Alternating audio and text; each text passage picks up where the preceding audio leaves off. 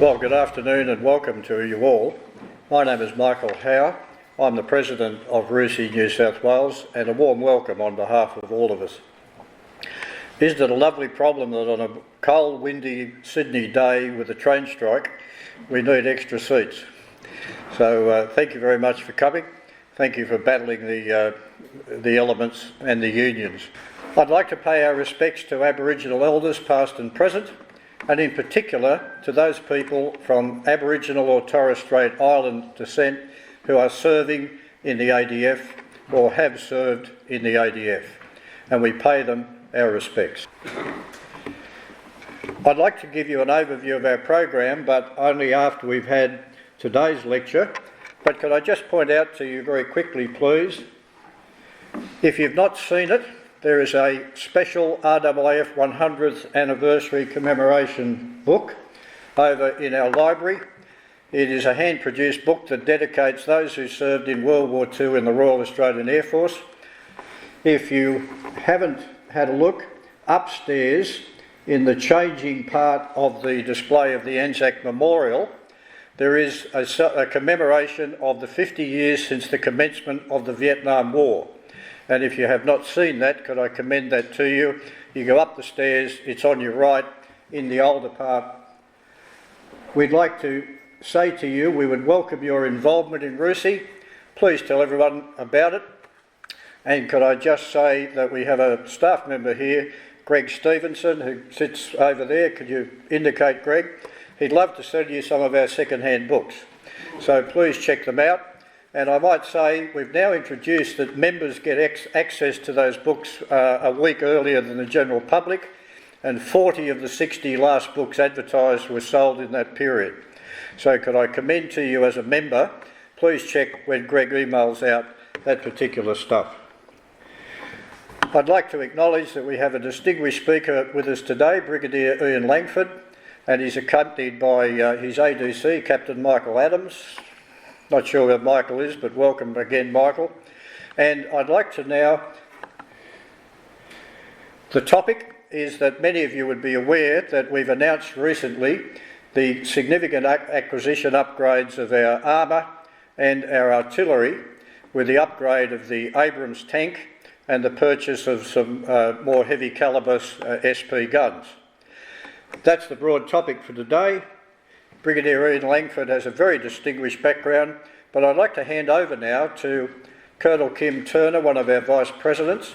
Kim will introduce, and then Jim Braid, one of our board, will thank Ian. So on behalf of us all, Ian, thank you for being with us so much. And Kim, over to you. Thank you. I'm standing in for Ron Lyons, who's still in isolation with COVID. So good afternoon. Welcome to the fourth in our lecture series for 2022. The overall theme of our activities this year is Improving Australia's Regional Security, and the title of today's lecture, as just mentioned, is Significance of Armour and Artillery Upgrades. It will be presented by Brigadier Ian Langford, Director General of Future Land Warfare and currently Acting Head of Land Capability at Army Headquarters in Canberra. Brigadier Langford joined the Australian Army in 1992 and has held a range of command and staff appointments throughout his career. He has served in Special Forces, Joint Operations Command, Army Headquarters, Special Operations Headquarters and Forces Command. His operational service has included Timor-Leste, Afghanistan, Bougainville, Solomon Islands, Iraq, Israel, Lebanon and Syria. Brigadier Langford has been awarded the Distinguished Service Cross on 3 occasions for his service. He's also an honorary aide-de-camp to the Governor-General. Ladies and gentlemen, would you please welcome our speaker today, Brigadier Ian Langford.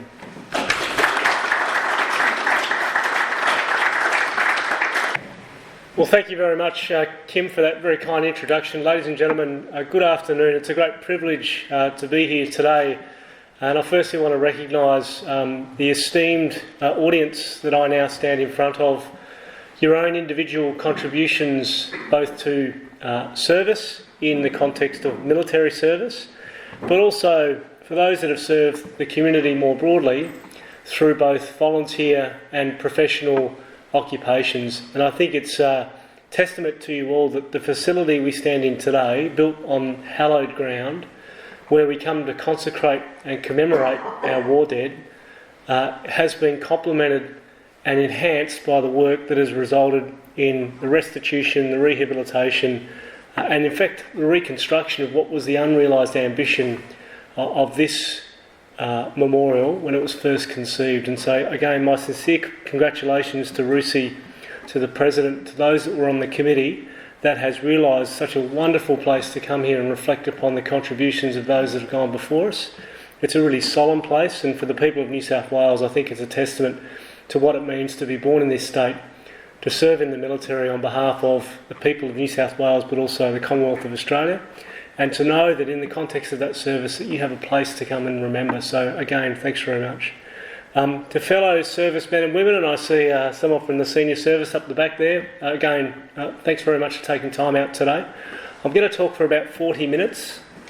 I'm going to start with a broad overview of what's happening at the government policy level in terms of the ways that Australia is making assessments about our international environment, the adjustment that it's making in its defence policy, and the resourcing adjustment that's happening as a result of that to the Defence Force. I'll then talk about the Army at a macro level in terms of how we're taking the force in being, which is trained and held at a readiness notice against its current tasks, but also in recognition that we need to get prepared for the future. And that will be a future of both traditional and non-traditional outputs, both for the Army and the Defence Force, in an environment which is becoming increasingly volatile, uncertain, complex and ambiguous. This graph here really is just to start with sort of where the government policy settings sit, and across the top there you'll see why, what and how, and underneath it you'll see the various policy outputs that Defence contributed to the broader discourse on national security over the past 18 months. The first one on the left there is the Defence Strategic Update. They're all publicly available. You can download them on the Defence website, and again I would commend them to you because they're a pretty simple and yet pretty crystal clear view of the operating environment.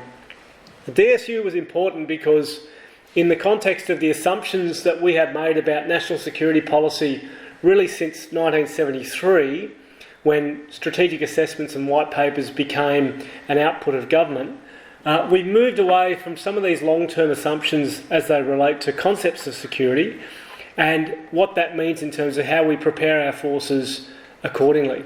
For example, the notion of a 10-year strategic warning time was probably accurate throughout the Cold War in the context of that bipolar contest of wills, if you like, between two great superpowers. But with the advent of domains to include space and cyber, where an act of war can be committed through a domain which is not necessarily tied to physical distance or geography, the notion of having 10 years to prepare for major theatre conflict is probably no more fit for purpose. And when you think about the weaponisation of space, when you understand the interconnectedness of the world as it currently exists today, that assumption had to be put to one side. And again, in the context of policy settings, we think about assumptions in terms of risk and consequence. And that's a profound thing because it's essentially the policy update making the declaration that we don't have 10 years. We need to think about threats to our national security in the context of sudden, extraordinary and unexpected. And the policy needed to adjust to recognise that reality. The other profound thing the policy sort of pointed out was this notion that wars are not declared anymore, is that this operating environment that consisted of these states of competition, cooperation and conflict now better define the international operating environment than does peace, conflict and war. And one only needs to what happened in the Ukraine in 2014 vis-a-vis the Russian capture and retaking of the Crimea and part of the eastern Donbass to understand that war was never declared, that operations were never named and launched, that a little bit like the weather, it was clear, then it was misty, then it was foggy, then it was raining.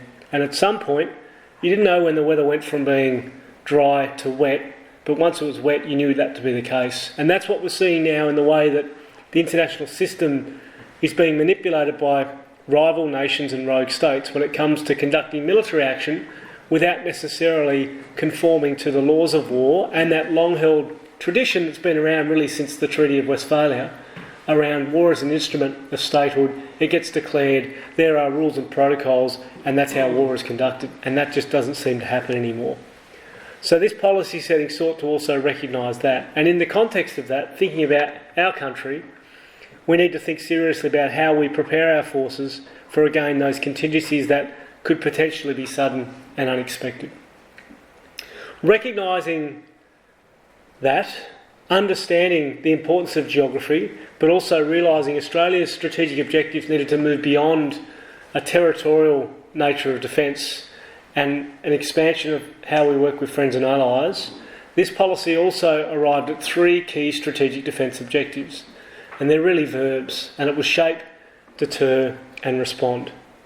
Again, if you think about in the context of war not being declared and that conflict can occur across multiple domains, the notion of shaping implies how do you get left of bang, to use that rather simplified term, but how do you contribute to the security environment without a named military operation through, for example, working with partners and allies, or being able to control, to the degree in which you can, the security environment so you can enhance that to the degree in which you can in your favour. It's the old Sun Tzu notion of preventing war in order to win it as opposed to executing it in the context of how wars are traditionally thought.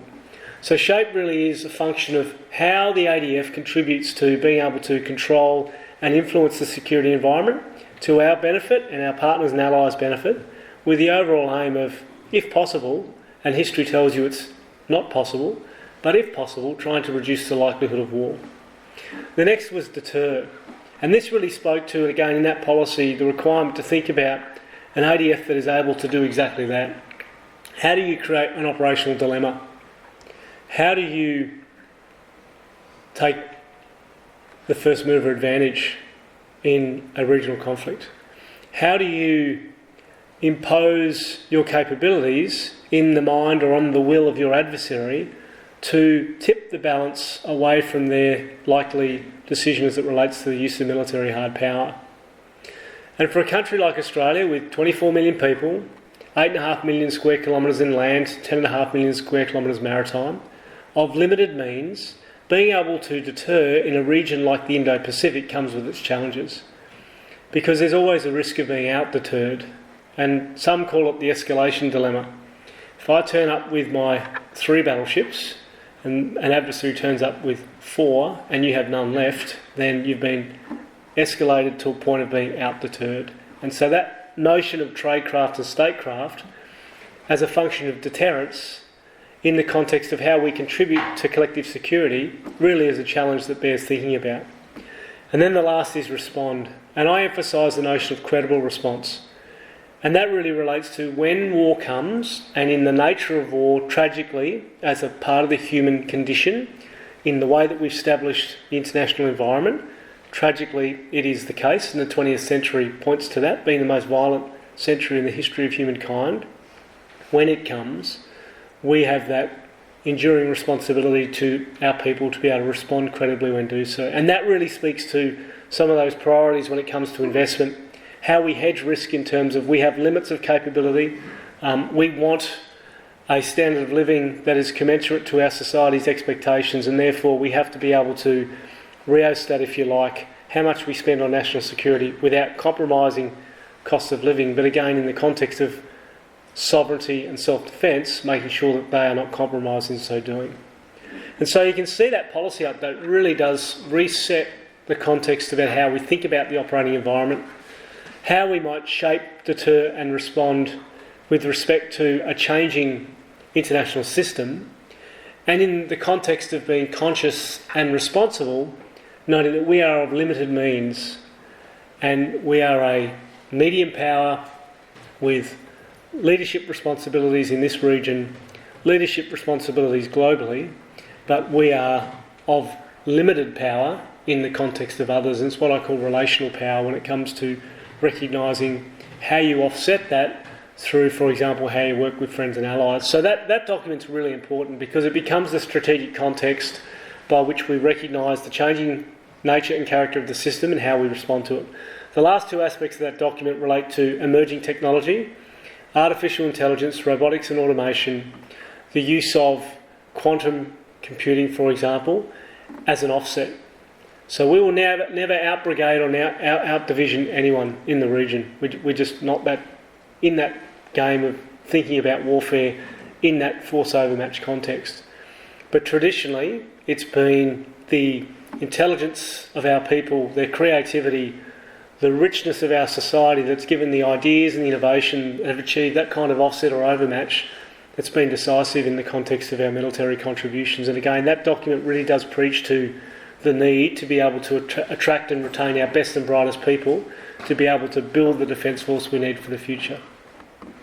The next document with $55 billion in land capability there is the Force Structure Plan. And now that's the means to realise those policy outcomes, and I'm really going to focus on that today in the next slides. But that is the scale of investment the government has committed to, most commonly expressed as 2% of GDP in popular opinion, but in fact this year will be 2.11%, 2.11% of GDP, which is again acknowledged as really the floor by which defence will be funded to realise the directions of this government and its ambitions by way of its policy settings across its recapitalisation. The other three documents I'll just talk to quickly. The transformation plan is about being able to be more efficient in delivering those capabilities, thinking about service and reform, and we'll get into this during questions and answers. And then the last two is the how bit. And this is the concepts and the capabilities and the tactics and the way Army organises and force generates itself to be able to ensure that it can employ operational art, to be able to move, shoot and communicate in ways that are commensurate with its directed missions, but also, frankly, are effective in the context of close combat. And so that really is just a document layout of where we sit right now. Again, the three on the left are publicly available. Many of you are quite studious, and I say this out of respect to you all. I'd encourage you to read and just become familiar with them if you're interested, because it really does give a high-level setting of what we're about to do in terms of recapitalisation. The government have indicated through what they've called a force posture review that this work will continue to evolve over time, and that will start to manifest itself in planning and decisions over the next 12 to 18 months. Just quickly talking about Army, and I'll move to the next slide. We are a $9.9 billion a year in terms of funds under management, top 10 member of the ASX. I don't mean that to say that Army is a business, but in terms of what we are responsible for on behalf of the government and ultimately the taxpayer, that's the scale and investment that has been put into the land force by way of its planned recapitalisation. As a context, in 2001, the year of the 9/11 attacks, the ADF total headline figure was about $12.1 billion a year. This year it'll be 48.6, and Army's about 9.9. So again, over time you can see that increased investment comes with the increased responsibility and expectation that we will deliver on these government directions through capability to include platforms, personnel, organisation and estate and infrastructure. What I really want you to focus on there in this slide is the sustainment budget here. This is the business of doing Army. It grows from this year out to the end of the decade to the degree in which it increases to north of $10 billion. Again, we're 9.9 now. That will continue to increase. And up the top here is the model by which we're recapitalising, which is to say that's the Army that you know exists today. These are all the policies I've just talked about. Here is an environmental assessment around, as I said, shape, deter, respond. War is not declared, and a 10-year strategic warning time is no longer fit for purpose. They are the strategic levers by which you can effect change using the one defence system, and that really is the delivery of options to deliver the future force. And when I talk about the objective force, particularly as it relates to indirect fires and armour shortly, the four things I need you to focus on are major systems, so that's platforms, tanks, APC, IFVs, self-propelled howitzers, for example. Facilities, the garrison by which we fight from in terms of force generation and operational certification so that we can be deemed suitable for warfighting. our people, our single most important asset, and will be the rate determining factor of how successful we can realise our plans, and then our organisation, which are those structures on the Army Order of Battle that you're all well familiar with, that we are resourcing towards to give government and the Defence Force the capability set it needs to be able to meet the challenges of the future. In terms of how we're modernising the Army, we're really doing that through several vectors, and it's loosely known as the Army Objective Force. And what the Army Objective Force really is, it's taking the Army as it is today and using that planned investment from government, it is delivering on the Army of the future. Again, all in the context of government direction, all with the backing of not only the Army hierarchy but the Defence hierarchy. There are 16 groups and services in the Department of Defence, and it really is executing government direction by way of how we're realising these future force structures. I'll just talk quickly down that work package list on the left, and then I'll get into what's specific to the two capability sets in the next slide. So the Army Operating System and the Land Force Support System is effectively our logistics and our combat logistics. You'd all be familiar with the notion of a national support base and how we echelon ourselves from our strategic through to our tactical. What we need to do is bring industry into that. If you go all the way back to Alexander the Great, 2/3 of Alexander's army were camp followers and logisticians. That has not been lost on anyone, and the ability to set theatres from Australia is really important in the context of national defence. Those two initiatives there are, for example, bringing major defence industry in Australia and overseas into our logistics systems to be able to provide some of the high-level expertise and personnel who are so suitably qualified and so in demand that we can't keep them in uniform because they're off working for Telstra or they're BHP or what have you. So we need to be able to access that part of the community because, again, we face a skilled labour crisis in this country. Land Force forward staging is the first interesting one. So what we're seeking to do here is we all grew up in the Army, and for those that observe the Army, with this notion of ownership. So you'd turn up to a parade night or you'd be in barracks and you've got troops, you've got vehicles, you've got the headquarters, and you do your battle prep, you roll at the front gate and off you go. That's a really effective way to do it in terms of how we've stewarded capability before. What we're thinking about doing it now is a different way, which is the notion if we were to pre-position some of our equipment onto our training areas and then host it in that location and then fly in and fly out our soldiers, would that be more efficient?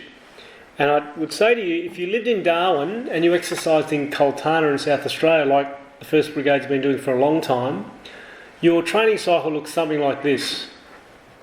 You leave Darwin, it takes you about 14 days to get to Coltana. You exercise for about 14 days, then it takes you about 14 days to get home. Okay? Just imagine, so that's, 3 lots of 14. Just imagine if it took you 1 day, 2-day battle prep, 40 days on exercise, 2-day deservice, 1 day to fly home. It speaks to the kind of efficiency that we think we can realise through this vector, and we're thinking about doing this both in South Australia and at Shoalwater Bay for East Coast units and for what is essentially a fires and heavy capability here in the Adelaide precinct, and it liberates what we want to do in Darwin. So that's just one idea, and again, look forward to that in the Q&A. The next is Army littoral manoeuvres. So you'd all be aware of the halcyon days of pre-1972 when Army owned landing craft heavy, and a corporal, sergeant and a captain could get on their LCH and you'd chug out of the port of Brisbane and you'd turn up in the Solomon Islands, or you'd turn up in PNG. In World War II, the 2nd AIF moved 500 mile down the East Sepik River in PNG.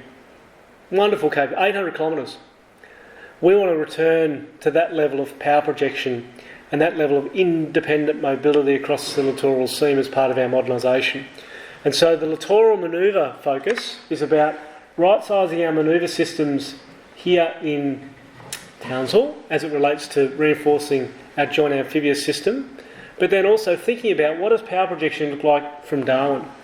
Imagine if you could onload a land component working with Navy or perhaps independent of Navy, shooting across what we call a brown water vector, and then turn up in a region to provide a training serial, or to be able to generate the kind of tempo that we think we're going to need going forward. Because, I mean, with respect to my learned colleague up the back here, Navy are faced with all sorts of challenges like Army, including how do you generate capacity. And it could be the fact that these craft could be crewed by Navy, they could be crewed by Army. Water Transport used to do it. It doesn't really matter. It's about adding capacity to the joint system. And so that modernisation of the amphib system, that ability to think about power projection from Darwin, is what we're seeking to do through Littoral Manoeuvre. Army Aviation Command will be, again, another important function of this activity. Some of you will be aware that Army's established a two-star aviation command to really own and concentrate airworthiness as a function of land power inside Army's capability system. You'd also be aware that the government has made the decision to improve and upgrade its fleets of helicopters, the first and obvious being the growth to 10 CH-47s, from 10 to 14. So we'll have 14 eventually under the current plan, and also with a plan to replace the ARH with the Apache, AH-64, and another activity to replace the MRH. And so what we'll be seeking to do there is build real efficiency out of that aviation system when it comes to driving single defence providers into our sustainment base to be able to deliver on the aviation capability without compromise to its effects, but in a way that is sustainable, effective, affordable, and more importantly, integrated with the joint force. Special Operations modernisation will continue, and again you'll see them really heavily focused out of WA here, as well as New South Wales. The presence you have out here at Holsworthy will consolidate and will thicken with equipment refresh and again capability modernisation over time. I'll save TDIP to the end. The Health Brigade, we're establishing 4 like health units, including the reserve component, and we're building a health formation. Interestingly, there are about 1,700 allied health soldiers in the Army. There are 37 full colonels, 35 of them are Army Reserve specialists. And again, it just speaks to the need to think about technical regulation, health leadership and tactical health effects. And I have to say, in the context of just coming out of a global pandemic, if we could value our health system anymore, we would. I mean, it is a critical pathology of how we do anything in the Army, both whether it be in training or in operations, and putting some stewardship and some controls around how we nurture that capability is really important. And our headquarters will be here in Sydney, it'll be the 2nd Brigade.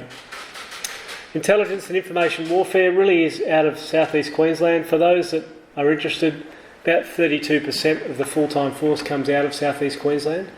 And that capability needs to really understand information operations as a key enabler to warfare. And you've only got to look at what President Zelensky is doing in the Ukraine at the moment by way of information operations in terms of how he garners international support, how he presents himself and his country's dire emergency into the Houses of Parliament all over the world, and he's able to unify the international effort to support his activities. That's the kind of strategic IO effects that right looks like in future warfare. And again, we need to do that both as an army, as a joint force and as a whole of nation, given again some of the challenges we face in terms of population relative to others.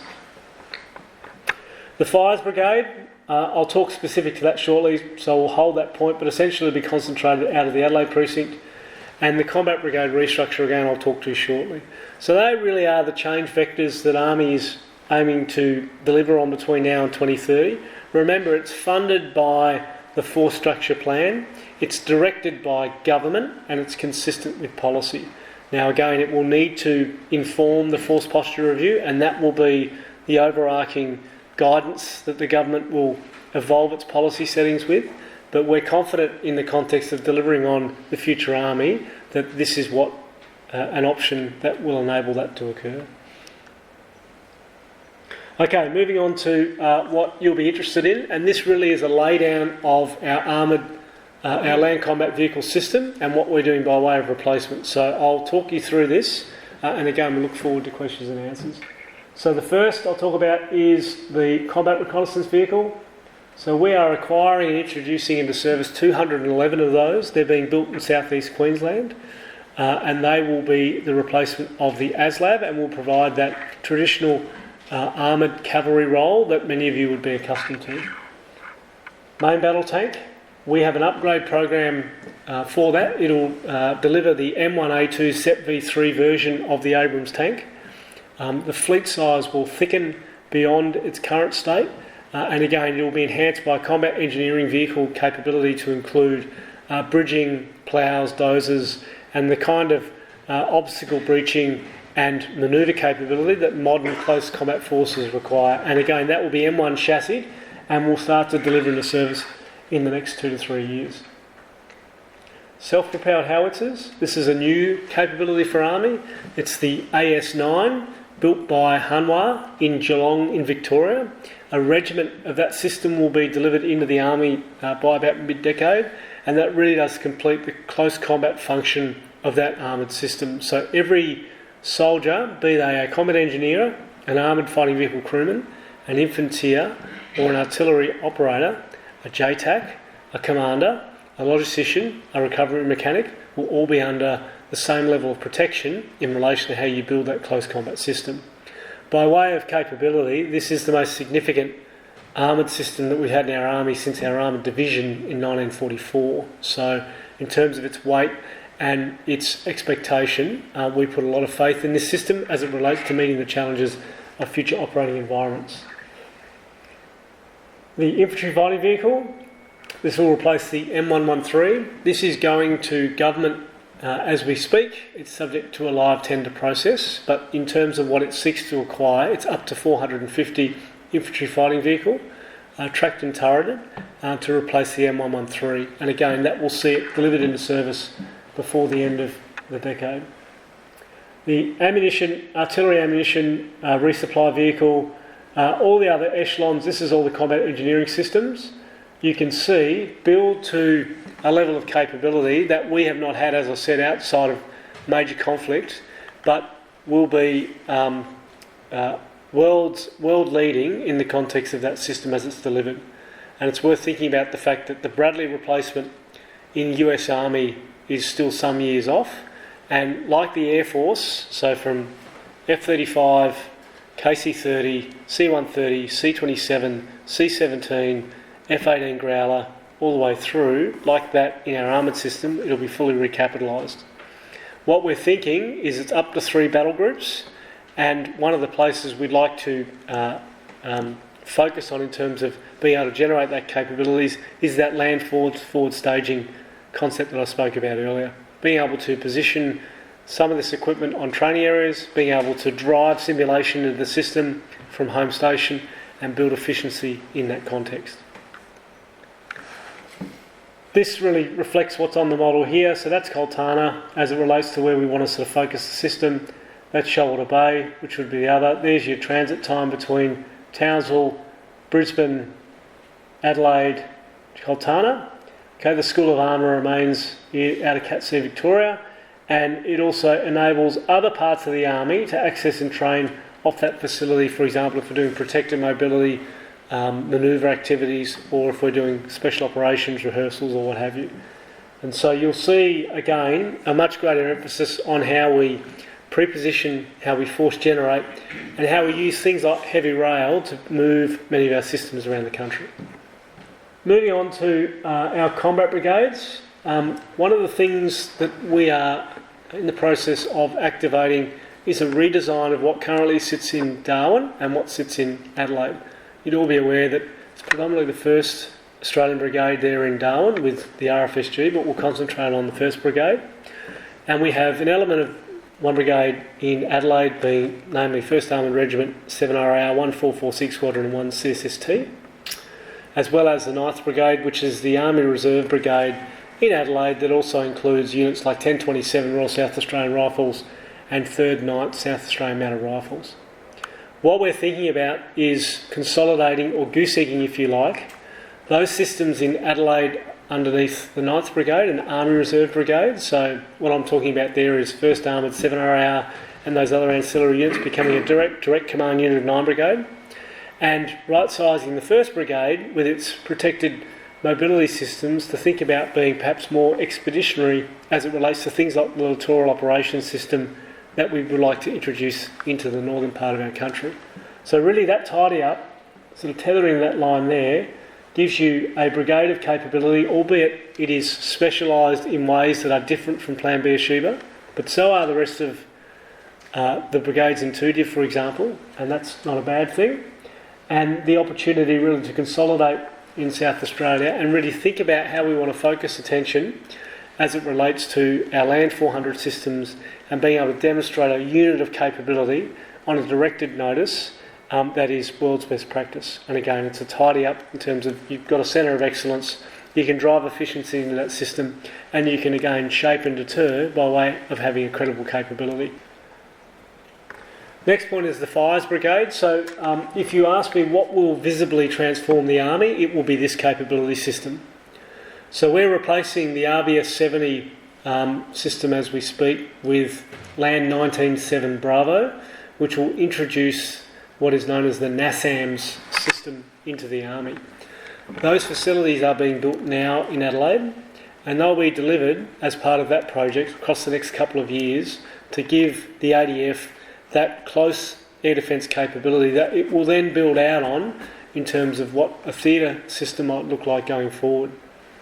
If you want to know the relevance of that system, right now it's being essentially pushed by elements of NATO into Poland and on that border to provide the close-in air defence effects for some of the airfields that are pushing material into that country. And so this system is coming. There are people, there are defence industry, and there are capability requirements that will be realised in the not too distant future as the first stage of that recapitalisation. The next will be the arrival of the AS9, which is a self-propelled howitzer, which again speaks to complementing that close armoured system, but giving us a self-propelled gun that means the whole formation moves under the same levels of protection. You can deal with the counter-battery fire risk as it relates to that gun, and that system on tracks can fire as much as half a battery and then move within 1 minute, whereas towed artillery cannot, and you've only got to see the survivability risk of real-world events right now to understand how vulnerable that is. And it'll also, again, in the sense of being able to field and demonstrate a unit of action, give Army the kind of economies of scale that co-equal itself to Air Force and Navy. So in the terms of the close combat armoured system, for example, I would describe it akin to a frigate. And you don't buy a frigate without its engineering department. And so in the same way the close combat system is a system of systems, you don't buy it without the ability to protect our artillery in this context. And so that's a really important capability milestone, and that will be delivered across this decade. The next will be, again, a project that thinks about the opportunities as they relate to long-range fires. And one of the things we need to understand is Army's got to become more operational in the way it views battlefield geometry and how it contributes to the joint force. So we all grew up in an army where 100 kilometres was the deep battle space, and a 20-kilometre route march was 20 kilometres because you walk out the range of a D-30 howitzer, the old Bragg and the DAG, divisional and brigade artillery groups, Soviet motor rifle regiment, CRP comes rattling down the road, that's the combat reconnaissance patrol, you got the first echelon, you got to run away from artillery. That's why we did 20k route marches. That's still appropriate and that's still relevant for today, but Army's now got to think in the same way Air Force and Navy does as well. It's got to think across theatres. And so that contribution of joint fires is what we seek to do through long-range fires acquisitions and projects, and we're in the process of thinking seriously about, like an air warfare destroyer, like an F-35, how our fire system interconnects and is valued to bring resilience to the joint force. And again, you'll see some significant investment in that regard, I expect. The last point I'll talk about is land-based maritime strike, and again, it's in those headline documents that I've offered for you to have a look at. And if you saw the Moskva get hit in the Black Sea in this most recent campaign, that rogue Nemesis-style anti-ship ballistic missile is representative of the sort of capability that Australia will seek to acquire as it revitalises its fire system. And as it relates to our geography, when you think about sea control and choke points, and go all the way back to the First World War, even go back to Crimea, frankly, as it relates to the notion of coastal artillery, there's a technological opportunity to think about how we layer fires and systems in the same way. And that land-based maritime strike, again, brings an operational heft that the Army perhaps hasn't had before, but the other two services have. Last piece I'll talk about before we wrap up for questions is just talk about kinetic fires. Also important to talk about non-kinetic fires. You've all been wary and conscious of the impacts of space and cyber, both as a mechanism to access in order to exploit, so using satellite communications, for example, using space-based intelligence, surveillance and reconnaissance, using cyber to be able to pass information quickly, but also how we protect ourselves from those that choose to use those systems and those vectors to undermine our own systems. And so we've got significant investment in information operations, public affairs, meteorology reporting as it relates to intelligence, the ability to be able to again employ theatre level electronic warfare to give Army that operational heft that needs to be seen as a contributor. So ladies and gents, as we move to questions, they'll be what we'll be seeking to really focus on in the next 6 to 12 months. So that credible close combat system, as I said, relates to all those armoured platforms that I've talked about previously, as well as some of our indirect fire assets. That resilient digital battle command system really speaks to the need to be networked to come up to the operational level and operate in that regard. Fires and effects, in the way that I just described, the deep battle space is now well beyond the 100 kilometre zone, and we need to be able to contribute in that regard. Long-range fires, theatre, electronic warfare will do that. And then force projection as it relates to how does Army contribute to the kind of operational dilemmas that we need to create to be meaningfully part of the joint force. The last slide here really is just a reference to some quotes from the Chief of Army's birthday speech from the 1st of March this year. It's on the Army website, if you Army website, CA Speeches. If you really want a good sense of where we're at in terms of what we're modernising towards, I really encourage you to take it from the Chief's speech to really get a sense of what his direction and guidance is for the Army over the next 12 months and into 2023. Notwithstanding our new Chief of Army, who will take over tomorrow, I think it's probably fair to say that both versions of Service Chief represent, in a general sense, that direction we're heading. And again, you can draw real value from what's been spoken to in those publications, and I really encourage you to do it. So, ladies and gents, that's my sort of brief remarks. I apologise if I've droned on. It's after lunch, it's warm in here, and it's, what day is it? Tuesday. But I've really enjoyed, again, the opportunity to come and speak to you. RUSI is a really important component of how we communicate through yourselves to the broader community. Again, I'm very respectful of the service in the room and the contributions from you all, and look forward to any questions you might have. Thanks. Well, an eye-opener for me. I had no idea of the structure and complexities in the Army, and so it's fantastic. We do complex well. What Brigadier's on a very tight schedule. He's leaving in 2.5 minutes, so I'll be quick. But Tim mentioned some of the background of experience and roles, but what he didn't mention was some educational things. Brigadier Langford is a distinguished graduate of the United States Marine Corps Command and Staff College and the School of Advanced Warfighting. He holds a bachelor's degree in management, a master's of art, a master's of defence studies, a master's of strategic studies, and a doctorate of philosophy from Deakin University. Not bad. Whilst we have a calibre of people like you running the show, it gives us great confidence. I won't go on except to thank you again and ask everyone to join me in the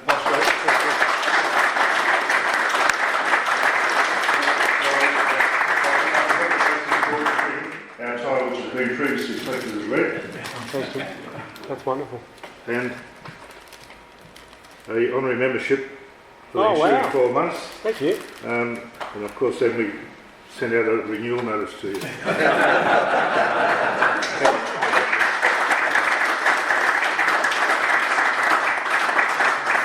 Thanks very much, everyone. I have the pleasure of being born in Liverpool. My doctor was Dr. Jeffrey Edelson, and again, so my heart it belongs in the suburbs of Western Sydney. But I really appreciate the opportunity today. I'm very keen to come back, perhaps in a more relaxed setting with a bit more time. But again, really appreciate what you do for your organisation and on behalf of the rest of us. So thanks once again. Thanks, Cheers.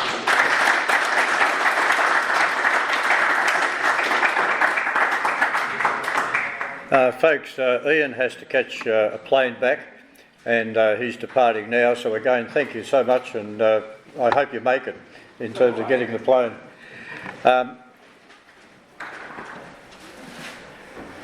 I'll be very brief, but I'd like to just focus your attention for a moment or two on what we're about to offer you over the next period of time. Could I indicate to you that our next session, we wanted to kind of do a year in review update, and so we were looking for not something about our theme for the second half of the year, which is what are the implications of the AUKUS agreement.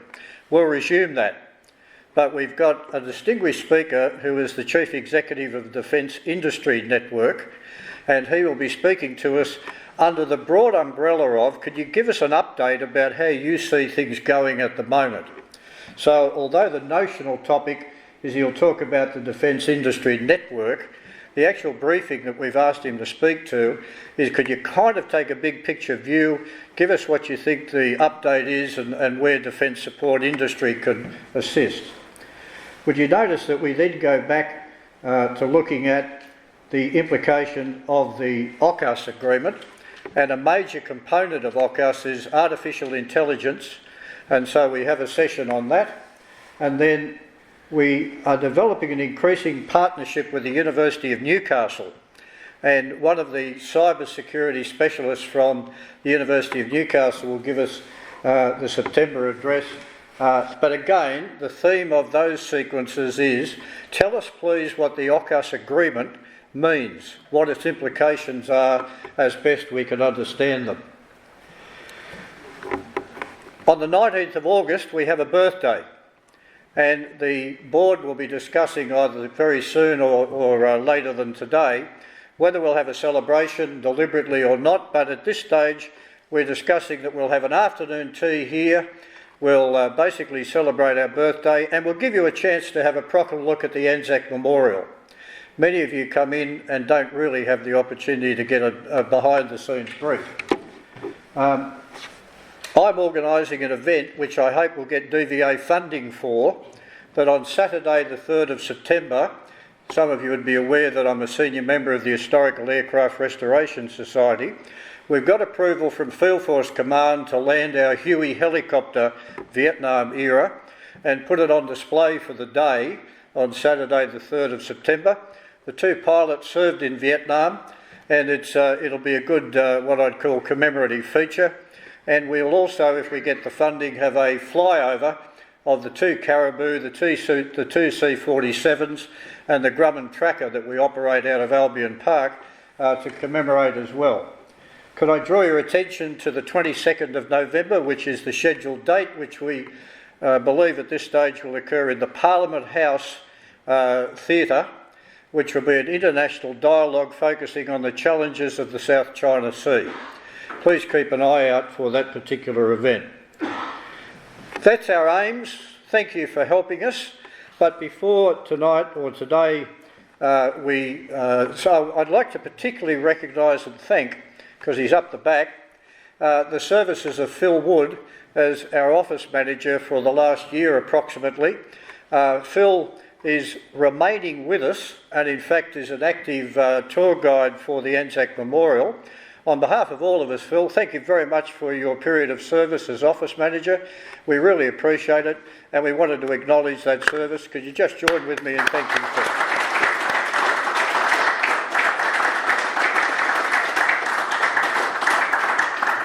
Thank you for supporting us today. We look forward to seeing you at the next event. Don't forget to buy a book off Greg.